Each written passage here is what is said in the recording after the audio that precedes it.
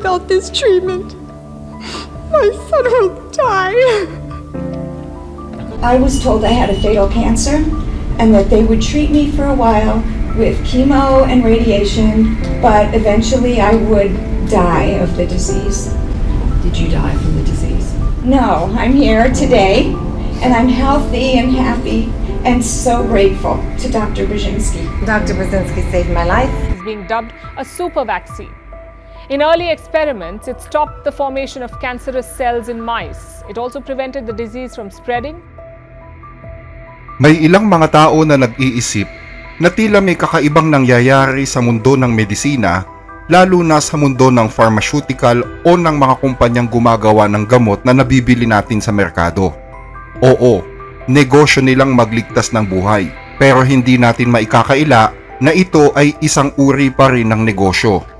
At dahil ito ay negosyo, ibig daw sabihin ito nakabatay sa kita at sa tubo ng mga pharmaceutical kung dapat bang gamutin ang isang sakit o hindi. Sa kaso ng kanser na isa sa pinakamalupit at pinakamahal na sakit sa mundo, masasabi ba nating ang pera pa rin ang batayan kung gagamutin o hindi ang sakit na ito? Meron kasing nagsasabi na meron daw mga sistema na gustong patahimikin ang mga nakaimbento ng gamot sa kanser. May mga patent na gustong agawin ng sapilitan mula sa kanila. At mayroon ding mga haka-haka na matagal na raw talagang natuklasan ang gamot sa kanser pero sinasadyang itago. Sa panahon ng social media, napakabilis kumalat ng ganitong mga ideya. May mga sabi-sabi na nagbibigay ng pag-asa sa mga tao pero meron naman na nag-aalinlangan pa rin tungkol dito. Sabi ng iba, kapag nakagawa ka daw ng gamot laban sa kanser, yayaman ka. Dahil kalahati ng populasyon ng mundo ang posibleng tamaan ng sakit na ito.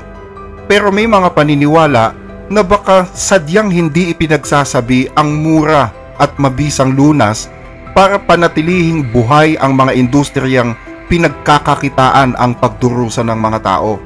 Sa videong ito, pag-uusapan natin ang mga tanong na ito.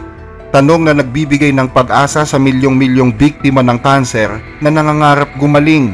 At issue naman para sa mga sistemang patuloy na kumikita sa bawat turok at sa bawat tableta.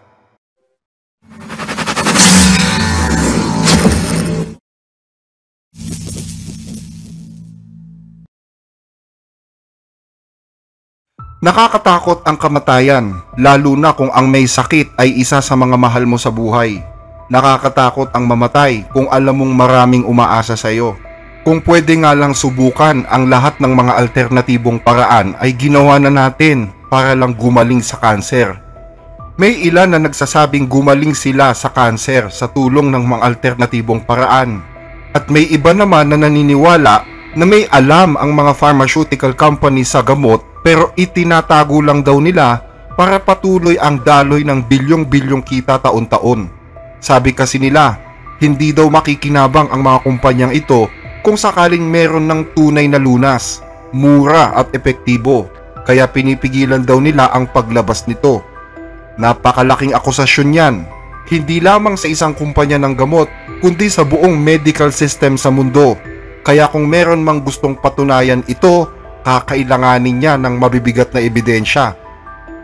Isa sa mga doktor na gustong patunayan ito ay si Dr. Stanislaw Brzezinski. Matapos iwan ang bansang Poland noong 1970s, nanirahan si Dr. Brzezinski sa Houston, Texas, kung saan niya ipinagpatuloy ang kanyang research tungkol sa mga peptide o building blocks ng mga protina sa ating katawan. Natuklasan niya na ang mga taong may cancer ay nagkukulang ng mga peptides na ito. Ayon sa kanya, kapag daw nadagdagan o napalakas ang peptide sa mga katawang may cancer, malaking tulong daw yon para makontrol ang paglala ng sakit. Naimbento ni Dr. Brzezinski ang ganitong klase ng medical treatment na tinawag naman niyang anti-neoplastons. Without this treatment, my son will die. I was told I had a fatal cancer and that they would treat me for a while with chemo and radiation, but eventually I would die of the disease. Did you die from the disease? No, I'm here today and I'm healthy and happy and so grateful to Dr. Brzezinski. Mula dito ay sinimulan niya ang kanyang kumpanya at nag-apply para sa isang clinical trial process sa United States Food and Drug Administration para maibenta ang kanyang natuklasan sa publiko. Pero ang di inaasahan, dito pala magsisimula ang impyerno sa kanyang buhay. Dr. Brzezinski saved my life, and for that, he is facing 300 years in a federal penitentiary. Perhaps Dr. Brzezinski has found the medical breakthrough of the century. Certainly a wealth of empirical data hints at that possibility, but how will we ever know if the FDA succeeds in quashing it? The FDA has raided Dr. Brzezinski's clinic enough times now that they should have been able to prove any legitimate charges they may have had against him. The relentless stress the FDA has put Dr. Brzezinski's patients through is unforgivable. The FDA has convened 4 grand juries, none of which returned an indictment. Finally, 5 days after this body pressed David Kessler for answers on retaliatory actions against Dr. Brzezinski, guess what? He was indicted. I'd like the following questions to be asked the FDA. How much money have they spent in the last 10 years to try to put Dr. Brzezinski out of business? How many documents can they subpoena, and how many more grand juries does he have to go to? And why can't patients who have advanced cancer seek the medical treatment of their choice? The issue of whether anti-neoplastons work may not even come up during the trial. The judge says that's not relevant. You voted to acquit? To acquit, absolutely. Not guilty. Not guilty. I voted for acquittal. I voted my mind and my heart. I do not believe that Dr. Brzezinski is a criminal. And I had voted to acquit. Si Dr. Brzezinski ang kaisa-isang doktor at siyentista sa kasaysayan ng Estados Unidos na sumalang sa approval process ng FDA para sa cancer therapy nang walang anumang suporta mula sa gobyerno ng Amerika, sa mga pharmaceutical industry o maging sa mga cancer establishments. Dahil sa kanyang ginawa, pinag-initan daw siya ng mga otoridad at 35 taong nilabanan ng mga makapangyarihang organisasyon na gusto siyang ipakulong sa loob ng 270 taon para lamang makuha ang kanyang mga patent. Ayon sa kanya, ang kanser ay bunga ng mutated genes at ang mga gamot na ginawa niya ang makakapag-alis ng tumor sa katawan ng tao. Nanggagamot na siya ng kanser mula pa noong 1980s ayon sa kanya. In 5 of the patients with brain tumors, the tumor disappear. It's impressive and unbelievable. Oo, tama. Dalubhasa kami sa panggagamot ng mga pasyenteng may terminal cancer. Nagpupunta sa amin ang mga tao mula sa iba't ibang panig ng mundo. At ang dahilan ay dahil sinabihan na sila ng mga doktor nila na wala nang magagawa. Ang dahilan ng cancer ay mga mutated genes. Humigit kumulang 80 hanggang 650 mutated genes na nakaprogram ang nagdidikta kung paano mabubuo ang cancer. Hinahanap namin ang mga genes na yon at ginagamot. Ang mga natuklasan kong gamot ay may kakayahang gamutin ang higit sa 150 karaniwang genes. Kaya pwedeng mawala ang mga tumor at mamuhay ng masaya ang pasyente pagkatapos. Dumaan ako sa mahigit 35 taong laban kontra sa malalakas na organisasyon. Gusto nila akong ipakulong ng hanggang sa 270 taon para lang maagaw ang aking mga patent. At sa wakas, pagkalipas ng 4 na taon, nanalo kami. At naniniwala ako na simula na ng isang mapayapang panahon. Ang pinakatanong dyan ay, sino ba ang dapat kilalanin na discoverer? Kung ang nakadiskubre siguro ay isa sa malalaking kumpanya, isusulong agad nila yan. Pero kung ang nakadiskubre ay isang ordinaryong tao na dumating sa Estados Unidos na may $5 lang sa bulsa at itinayo ng mag-isa ang kanyang research center, pharmaceutical factory at klinika, ibang usapan na yon. Ayon sa World Health Organization, patuloy na tumataas ang bilang ng mga kaso ng cancer sa Southeast Asia. Noong 2022, tinatayang nasa 2.4 milyon na mga bagong kaso ng cancer ang naitala sa rehiyon, kabilang ang 56,000 mga bata. 1.5 milyon dito ang namatay. Inaasahan na tataas pa ito ng 85.7% hanggang sa taong 2050. Milyong-milyong tao ang patuloy na naghahanap ng tunay na lunas. Isang lunas na ayon sa iba ay sinasadya daw itago. Isang napakalaking sabwatan na imposibleng hindi mabunyag sa paglipas ng panahon. Pero isa sa mga hindi naniniwala na mayroong sabwatang nangyayari ay si Dr. David Robert Grimes. isang science writer na may professional training sa physics at cancer biology. Maraming naniniwala na may tinatagong gamot ang mga kumpanya dahil ayaw nilang mawala ang kita sa gamutan ng mga pasyente. Marami silang ikinakalat na kakaibang kwento tungkol sa mga gamot na dawit dito, pero hindi ito totoo. Ang cancer ay hindi lang iisang sakit. Ito ay pamilya ng mahigit 200 uri ng sakit. May mga uri na tumutugon sa radiation. Ang iba naman sa chemotherapy. Iba-iba sila dahil iba-iba rin ang uri ng selulang nagmumutate. Kaya ang ideya na may iisang magic bullet na gamot sa lahat ng cancer ay maling pag-unawa. At isa pa, kung totoong may lunas sa cancer, mas kikita ka pa nga kung ibebenta mo ito. Dahil kalahati ng populasyon sa mundo ay malamang na magkaroon ng cancer sa kanilang buhay. Kung nagbebenta ka ng gamot sa kalahati ng mundo, napakalaki ng kita mo. Kaya imposibleng itatago ng sino man ang ganitong tuklas. Habang tumatagal ang buhay ng isang tao, araw-araw ay parang umiikot ang genetic na parang dice. Bawat araw na nabubuhay ka, posibleng tumubo ang isang maliit na cancer. Kung sapat ang haba ng iyong buhay, tumataas ang posibilidad mong magkaroon nito. Hindi dahil mas carcinogenic na ang mundo ngayon, kundi dahil mas humahaba na ang buhay natin. Ayon pa kay Dr. Grimes, kung totoo daw na may sabwatang nagaganap para itago ang gamot sa kanser, nasa 2 o 3 taon lang daw ay mabubulgar na ito. Pero ang rason kung bakit hanggang ngayon ay hindi pa rin daw nahihinto ang mga teoryang ito, yan ay dahil gusto lang daw maramdaman ng mga tao na may pag-asa pa kahit tila wala pa sa ngayon. Tiningnan ko na yan noon pa kung gaano katagal pwedeng itago ang isang napakalaking sabwatan. Nang kalkulahin ko, lumabas na kung talagang may ganitong cover-up, kailangang kasali dito ang lahat. Mula sa mga siyentipiko sa research at drug development, mga doktor at oncologist na gumagamot ng cancer, hanggang sa buong industriya ng gamot. Abot yan sa milyon-milyong tao. Kahit pa sabihin nating lahat sila ay kasing husay ng mga tagapagtago ng lihim ng National Security Agency ng Amerika, ang pinakamatagal na maitatago ito ay 2 o 3 taon lang bago ito mabunyag. Para sa akin, ito ay mga kwentong sinasabilang ng mga tao sa kanilang sarili para maramdaman nila na may kapangyarihan pa rin sila, pero salungat ang lahat ng mga ebidensya sa mga yan.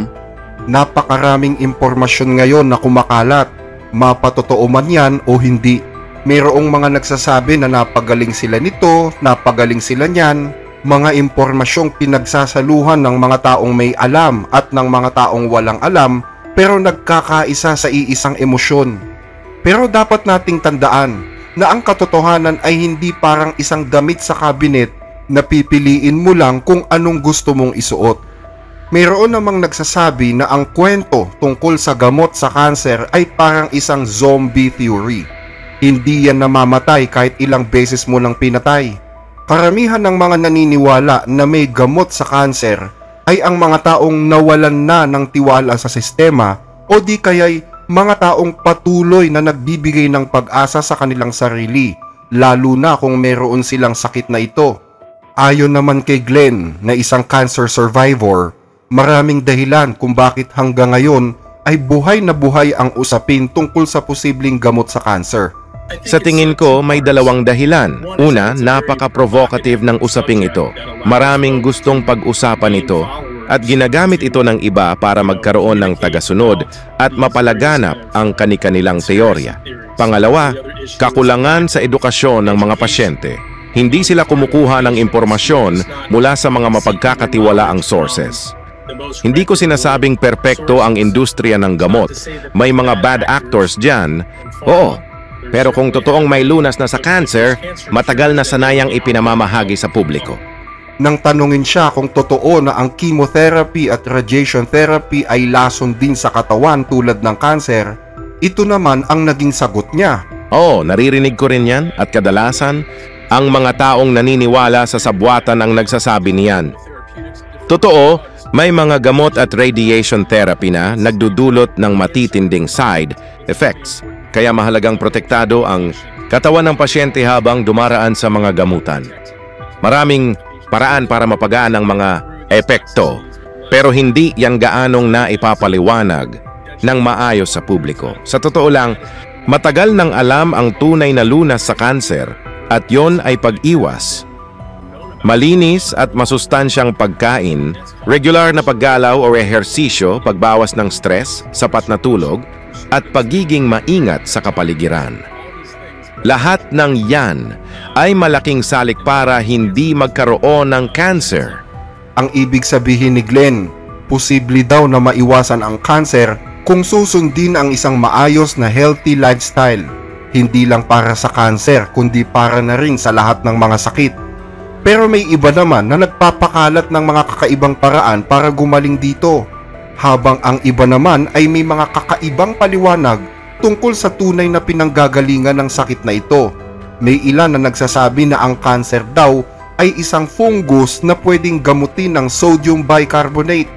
Tungkol dito, ang sabi ni Dr. Grimes, dip half a lemon in baking soda. This combination is effective in the ongoing struggle against cancer. Easy anti-cancer protocol, and that is the baking soda and maple syrup. Sigurado ang cancer ay hindi isang fungus. Kung titingnan mo ang mga cancer cells sa ilalim ng mikroskopyo, makikita mong mga selula ng tao ang mga yan. Isang baluktot na bersyon mo mismo. Ang fungus ay ibang klase din ng organismo. Kaya ang ideya na pwede mong gamutin ang cancer na parangisang amag ay sobrang delikado at pwede pang makasama sa pasyente. Meron din daw gumaling sa cancer dahil sa araw-araw na pag-inject ng vitamin C. Si Linus Pauling ang nagpasimula niyan, isang siyentipikong nanalo ng 2 Nobel Prize. Isa sa chemistry at isa sa Peace Prize. Noong dekada 70, nahumaling siya sa paniniwalaang vitamin C ay nakagagamot ng sipon, cancer, at kahit AIDS pero mali siya. Dahil lang naman sa kanyang katanyagan kung bakit kumalat ang paniniwalang iyon, isang alamat na hindi mamatay-matay. Ang totoo, hindi nagagamot ng vitamin C ang cancer at sa totoo lang, hindi nga ito epektibo kahit man lang sa karaniwang sipon. At tungkol naman sa kwentong ang cancer daw ay galing sa deodorant o sa radiation ng microwave. Ang mga sinag, gaya ng X-ray o gamma ray, ay may kakayahang mag-ionize. Ibig sabihin, may kakayahan silang tanggalin ang elektron sa isang chemical bond at kapag nangyari yan, maaari nitong masira ang DNA na posibleng magdulot ng cancer. Pero ang mga sinag na mababa ang enerhiya tulad ng microwave o visible light ay walang kakayahang mag-ionize, kaya hindi sila nagdudulot ng cancer. Tungkol naman sa deodorant, maraming pag-aaral na ginawa at ayon sa mga matitibay na datos, hindi ito nagdudulot ng cancer. Tungkol naman sa healthy lifestyle, ganito ang sabi ni Dr. Grimes. Kung masustansya ang kinakain mo, hindi ka obese, at hindi ka umiinom ng sobrang alak, na isang carcinogen din, mas maliit ang tsansa mong magkaroon ng cancer. Pero dapat tandaan, ang cancer ay isang laro ng posibilidad. Maaari kang mamuhay sa pinakamalusog na paraan at maaari ka pa ring tamaan ng cancer. Ang cancer ay isang salita na binubuo lamang ng 6 na letra. Pero kaya nitong takutin kahit ang pinakamatapang na tao sa buong mundo. Daan-daang siglo na nitong pinahihirapan ang mga tao. Sa sinaunang imperyo ng Egypt pa lang, binabanggit na ang sakit na ito. Ang Greek philosopher na si Hippocrates ang nagbigay ng pangalang karkinos o talangka dito. Dahil anya, parang hugis talangka daw kasi ito nang tumubo sa isang Gregong pasyente noon. Ang cancer ay hindi lang isang uri ng sakit. Isa itong umbrella na binubuo ng 200 uri ng sakit. Pwedeng magsimula sa alinmang bahagi ng katawan kapag nagbago ang anyo ng isang cell at dumami ito. Bumubukol ito at nagiging isang tumor.